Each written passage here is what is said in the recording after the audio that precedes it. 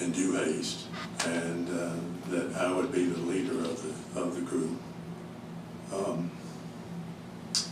So we went out, raised funds, wrote the proposed charter for the town, decided on the town's name, which I thought was a no-brainer. Some people didn't think it was a no-brainer.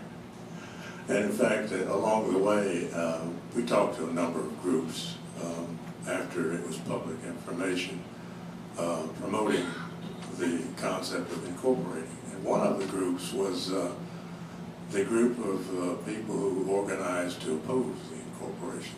They were called the Concerned Citizens.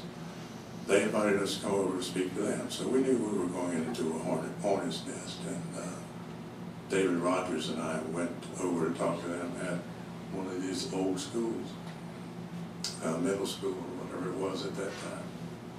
And pretty good crowd. They asked a lot of questions, and one young lady asked, okay, I can understand what you're trying to do, but why in the world would you call it Farragut? And David looked at me, he said, you take this one. And I said, ma'am, I don't like the name Ralph, but it is what I'm known as. And that's all. Things worked out, and we planned to break the news on October 26, '79. David and I went down to the Election Commission and filed all the papers for to call for a referendum to incorporate.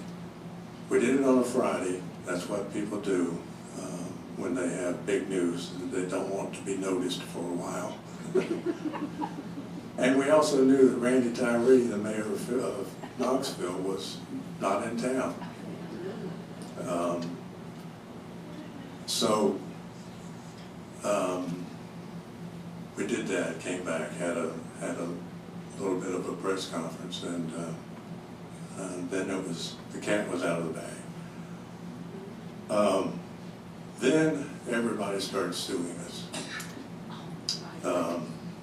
Knoxville decided they wanted to stop us from voting, but they had this 5-mile thing that was a problem because we were outside of 5 miles.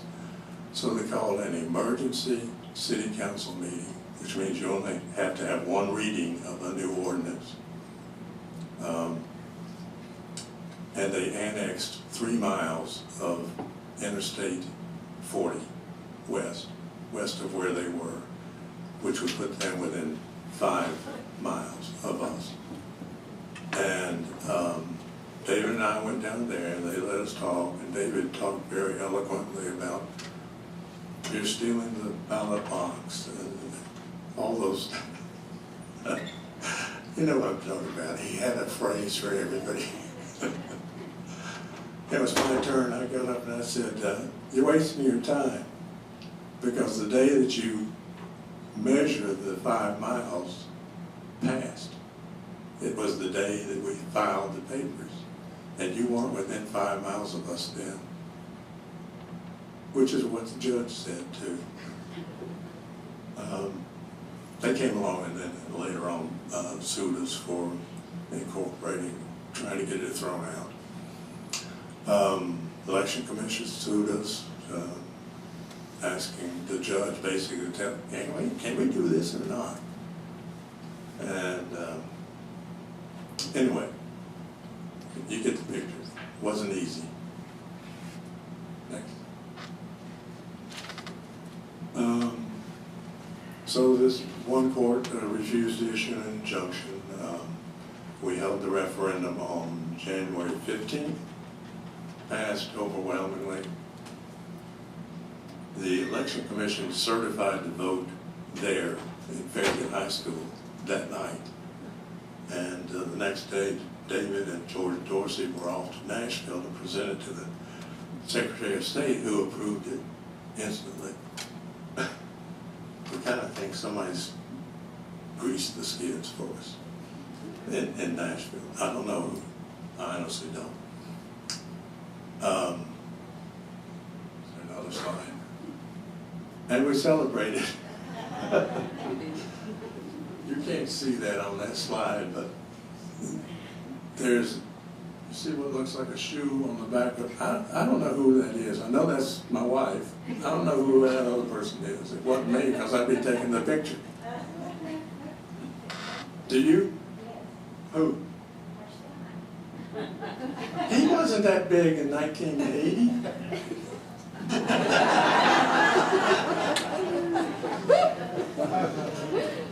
But anyway, there's a, on that picture, there's a, on that shirt, there's a picture of a shoe smashing a roach. Knoxville's attorney was named John Roach. Thank you. Ladies and gentlemen, I hope you enjoyed it.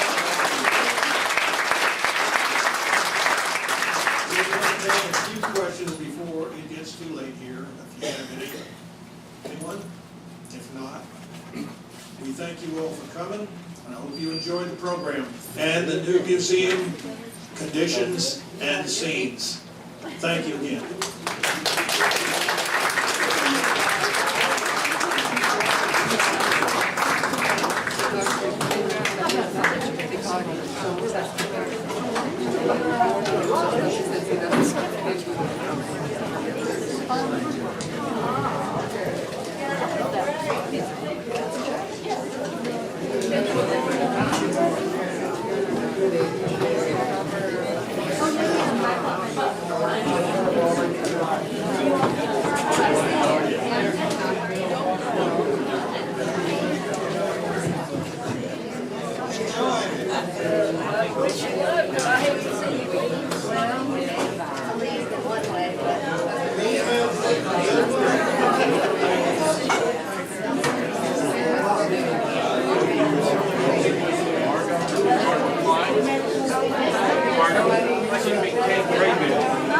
They took Ed Bennett's place.